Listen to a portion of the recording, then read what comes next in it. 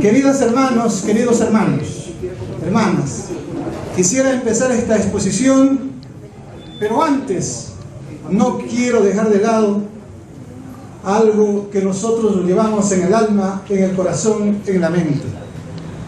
Acaba de irse un gigante, un grande, y es justo y es necesario rendirle homenaje, pero no lo vamos a hacer con un minuto de silencio, lo vamos a hacer con un minuto de reflexión. Nos ponemos de pie, hermanas y hermanos.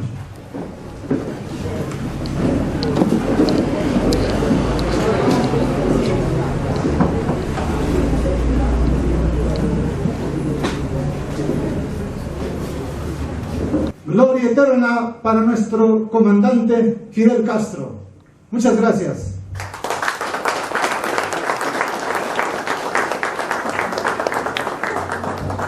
El día de hoy,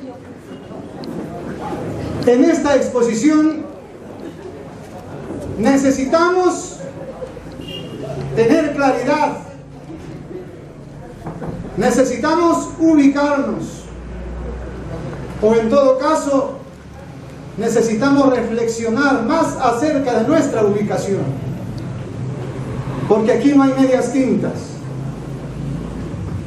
Estás con la izquierda o en todo caso con la derecha. Pero no significa, pero no solo es tomar una posición por tomarla. Tiene que haber las suficientes razones para hacerlo. Allí está la diferencia. Cuando hay las suficientes razones para ubicarme en el lado correspondiente, es decir, a partir de un análisis concreto de la realidad concreta, de la realidad nacional e internacional, quisiéramos explicarles rápidamente cómo estuvo el mundo de 1945 a 1990. Las cosas eran distintas, diferentes. Teníamos allí la Unión Soviética, que dominaba casi la mitad del mundo. Era la segunda potencia del mundo. Por lo tanto, la correlación de fuerzas era casi equiparadas. Sin embargo, los errores de la Unión Soviética permitieron a que Estados Unidos se convierta en el país hegemónico del mundo. En ese sentido, hemos pasado en los años 90 a esta situación. Estados Unidos tiene la hegemonía. Estados Unidos tiene el poder total. Estados Unidos es como las características que le damos a Dios: omnisciente, omnipresente, lo puede todo, lo sabe todo, está en todos los lugares y puede hacer lo que quiere. Luego, en el 2009, ¿cómo estamos? Las cosas cambian, no están estáticas.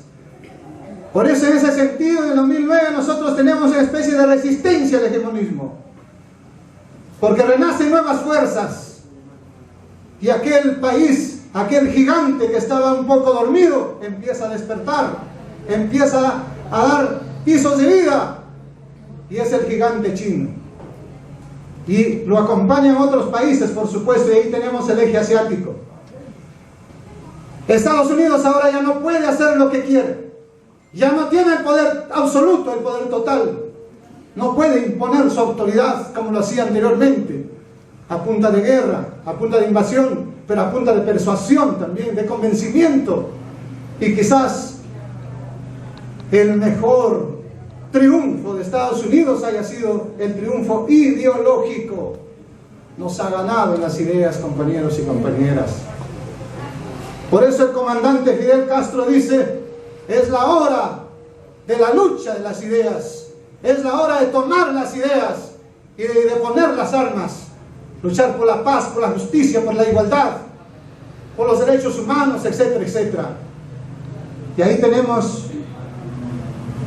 que el comandante Fidel Castro dice que estamos frente a una crisis generalizada. La crisis económica, la crisis social, la tragedia ecológica, un mundo ingobernable. Eso es lo que está sucediendo hoy en el mundo. Podemos darnos cuenta cuáles son los impactos de esta crisis. en la economía, en las finanzas, en la energía, en los alimentos y en la ecología. ¿Cuál ha sido el impacto de la crisis del 2008? Reciente.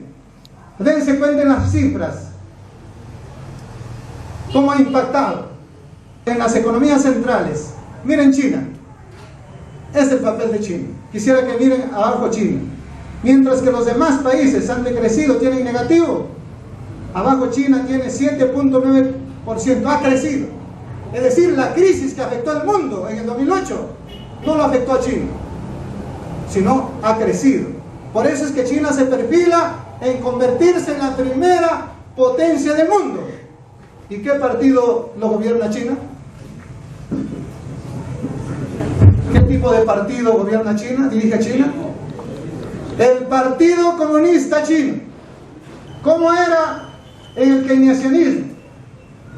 Los bienes y servicios, en este caso, era el 80% más o menos. Y las finanzas, un 20%. Ahora ha cambiado totalmente en el neoliberalismo. Si ustedes se dan cuenta, tenemos allí en las finanzas un 70%. Y en la economía real tenemos un 30%. Ese es el gran problema que estamos pasando el día de hoy. Continuamos. Tenemos la crisis energética. Por eso yo les decía, reflexionemos. Miren, continuamos. ¿Cuánto va a durar el petróleo y cuánto porcentaje existe de petróleo en el mundo? Solamente tenemos 36 años. Tenemos 54 años del gas natural y del carbón 127 años. Pero ¿dónde se concentra la mayor cantidad de petróleo? Allí está el mapa, en Oriente Medio. Ahora entendemos por qué Estados Unidos invadió a Irak, por qué Estados Unidos invadió a Afganistán. ¿Verdad? No era que no había terroristas, no era que tenían la bomba atómica, sino que los intereses es por las reservas petroleras, así como tiene intereses en Latinoamérica. Luego vamos a ver, continuamos. La tragedia social, 800 mujeres y 18.000 niños al día mueren. No lo vemos, ¿verdad? Como no lo vemos, muchas veces no lo sentimos, pero esto es lo que está sucediendo ahorita en el mundo. Los objetivos del milenio no se han cumplido. La exclusión, aquellos que a veces cuando están por las calles sin poder acceder al sistema, a veces nosotros también somos indiferentes. Aquí no sucede mucho cuando uno va a Cajamarca, se acercan tanta gente estirando la mano, pidiendo limosna, tantos niños en las calles sin poder educarse, sin poder tener acceso a la alimentación. Eso es doloroso. Continuamos. Ahí está. La seguridad alimentaria. 8.500 niños mueren al día por causas de la desnutrición. En este caso, también tenemos que los países, por ejemplo, en el gasto de alimentación, del 10 al 20%, las familias ricas. Las familias pobres gastan del 60 al 80% en los países pobres. La seguridad alimentaria está en riesgo. Ahora Monsanto se propone apropiarse de todas las semillas del mundo. Y ya tenemos muchos productos que son o sirven solamente para 2 embrios, en el caso de las semillas, o 3 embrios. ¿Por qué creen que se hace eso? La obsolescencia programada en el caso de las computadoras, los celulares y todo eso. ¿Por qué creen que se hace eso? El consumismo. Tienes que comprar obligatoriamente. ¿Por qué quieren apropiarse de las semillas del mundo? Porque ya no vas a tener el maíz que te dura toda la vida, tu semilla se reproduce, si no estás obligado a comprarlo cada año. Tienes que comprarlo obligatoriamente. Eso es a través de la manipulación genética.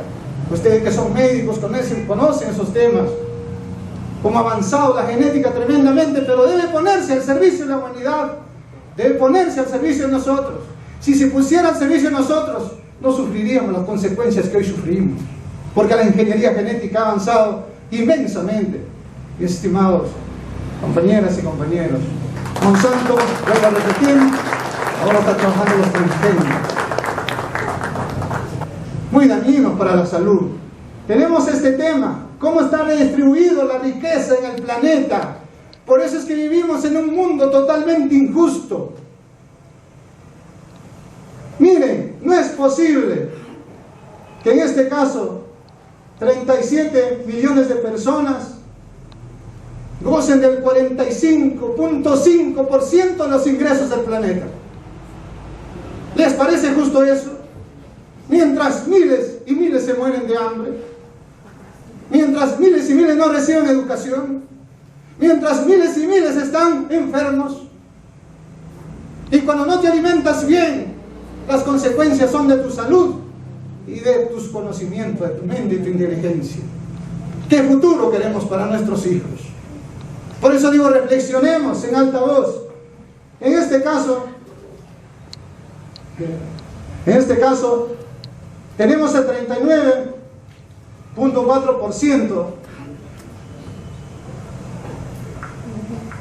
de la riqueza, en este caso que lo lleva el 7.4% de personas. Y seguimos. 12.5%, el 21% de las personas en el mundo. Y miren hacia abajo, 71%, es decir, ahí estamos todos nosotros, 71% se lleva el 3% de la riqueza que hay en el planeta. ¿Eso es justo? Ese es el capitalismo. Eso es el país a los cuales nos han pregonado la felicidad total de los seres humanos. ¿Tiene o no razón Fidel Castro? ¿Por qué creen que hoy Fidel Castro se convierte en un paradigma de la solidaridad, de la humanidad? Aquel hombre que luchó todos los días sin parar con su pueblo, por supuesto, no lo hizo solo. Y ahora quizás le demos la razón. Muchos dicen, no, pero hay pobreza. ¿Pobreza de qué? Tengo la suerte de conocer en Cuba, como muchos de ustedes, el estómago, la educación, la salud asegurada desde el vientre de la madre, que no me dejan mentir. La madre o el padre tiene un año de licencia para dedicarse a su hijo en el caso de que esté embarazada. Y así por el estilo. Educación gratuita, salud gratuita. 500.000 médicos sirviendo fuera de su país a pesar de su pobreza. Pero a veces decimos, no, bloqueado. ¿Qué hubiera sido si la revolución cubana hubiera pasado en el Perú? El Perú es un paraíso, sinceramente, pero no lo valoramos nosotros. Y como no lo valoramos, no nos importa de lo que suceda muchas veces. Continuamos. Los objetivos del milenio. Curiosamente nos dicen que los que reciben 250 soles o algo como lo hace el Estado, con programas sociales, cuando eso debe convertirse en derecho. Por ejemplo, nuestros mayores, nuestros ancestros, ¿tienen o no derecho a una pensión justa? Porque han trabajado toda su vida, han sudado la camiseta, ¿tienen o no derecho? Pero claro, hay que dar programas sociales, que no es nada de seguridad social. Pero como lo das ese tipo de programa, y así se ha reducido y para cumplir con los objetivos del milenio. ¿Eso es sostenible? No es sostenible. Por eso es que ahora ellos mismos se han dado cuenta y dicen, no, si bien es cierto que se ha reducido el hambre, la pobreza, que esto sucede en el mundo, y también está cerquita a nosotros. En Cajamarca tenemos muchos problemas todavía.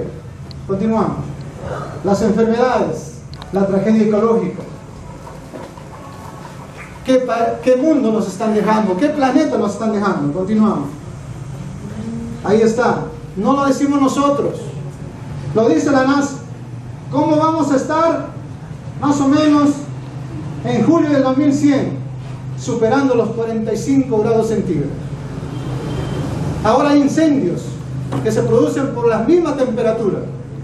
No los incendios que han producido nuestros hermanos en el caso de Cajamarca, ¿verdad? Continuamos. Ahí está, cómo ha ido subiendo. A partir más o menos del año 1900, arriba, está subiendo y subiendo y subiendo. Continuamos. El agua. ¿Qué sería nosotros sin el agua? ¿Qué sería la humanidad sin el agua? Lutero en esta sequía ya sufría estrés hídrico. Continuamos. Ahí está la redistribución del agua. Continuamos por el tiempo. Miren ustedes, el tema de la escasez del agua.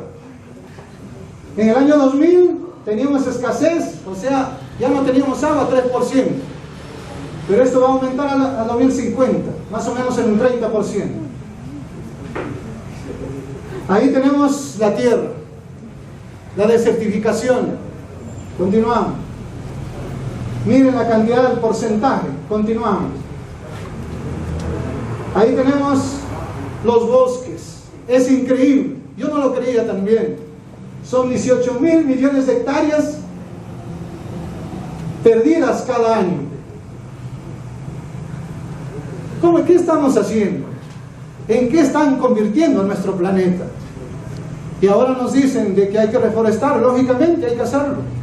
Están preocupados ellos mismos. Porque como le dice Fidel Castro, ya no es un problema, ni siquiera de los recursos naturales. Es un problema de la existencia humana. La especie humana está en peligro de extinción. ¿O ustedes lo creen a ese señor que está de presidente de Estados Unidos que habla cualquier cosa? Esta es la realidad. Continuamos. América. Continuamos, por favor. Los presidentes que podemos decir han optado por un camino distinto, diferente. Aquellos que fueron capaces de levantar la voz, aquellos que fueron capaces de enfrentarse al imperialismo, ahí está. Sin embargo, también hemos tenido reveses últimamente. Si es verdad que Lula, que Cristina no eran quizás 100% identificados con la izquierda, pero sin embargo progresistas. ¿Cómo está ahora Argentina? ¿Cómo está el mismo Brasil nuevamente? El gigante. ¿Ahí nos han derrotado o no nos han derrotado? Es que la lucha es así, pues, compañeros. No es solo triunfos, también hay derrotas. Continuamos. Esos son los procesos de cambio que vive nuestra América Latina. No es verdad que no han derrotado a Venezuela. No es verdad que lo han derrotado a Hugo Chávez. No es verdad que lo han derrotado a Maduro. Todavía hay mucho que hacer allí. Hay errores seguramente, como se está aprendiendo. Pero sobre todo hay que ver la realidad. Uno de los errores quizás fue simplemente priorizar el desarrollo económico a través del petróleo. Sin embargo, son procesos. Y pensamos que si derrotan a Venezuela, la situación va a ser muy difícil para América Latina y para el mundo. Continuamos. Continuamos, por favor. Tenemos en este caso la estrategia norteamericana. ¿O ustedes creen que Estados Unidos está quietecito? Jamás estará quieto, nunca estará quieto. Golpes de Estado preparados, dirigidos, si puede invadir. Continuamos. Ahí estás. También tenemos las amenazas, ¿verdad? Por ejemplo, en Bolivia, que ese gobierno continúa firme.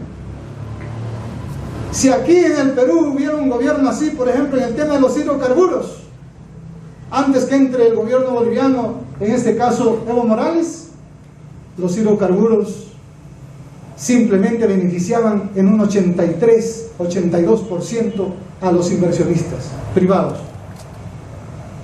Entró, volteó la tortilla. Algunos dijeron, no, pero está en contra de la privatización de la inversión pública.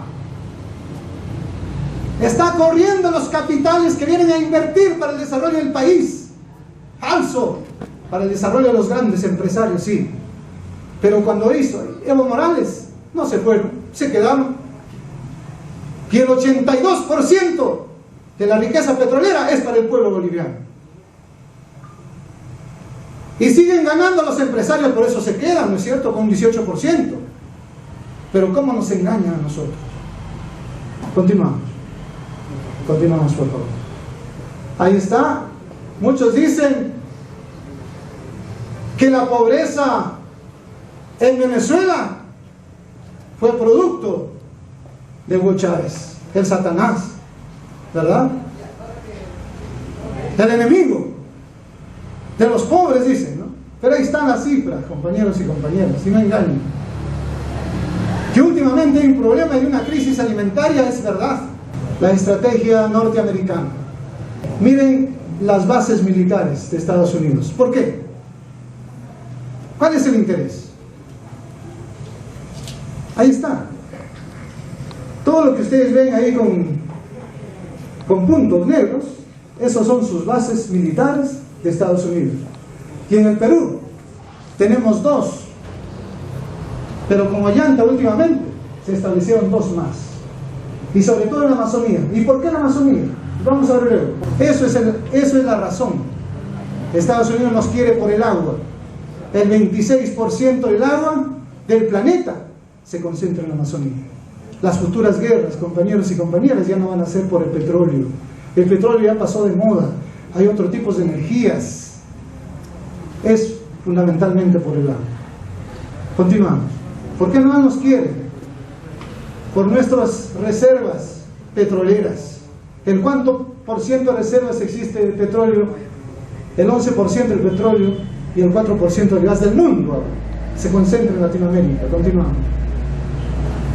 40% de la flora y la fauna del planeta en América Latina. La biodiversidad. Continuamos. Es la estrategia norteamericana. Continuamos. La marcha de la integración. Los presidentes progresistas han tenido que responder con esto, con el alma, pero que no ha dado los resultados esperados.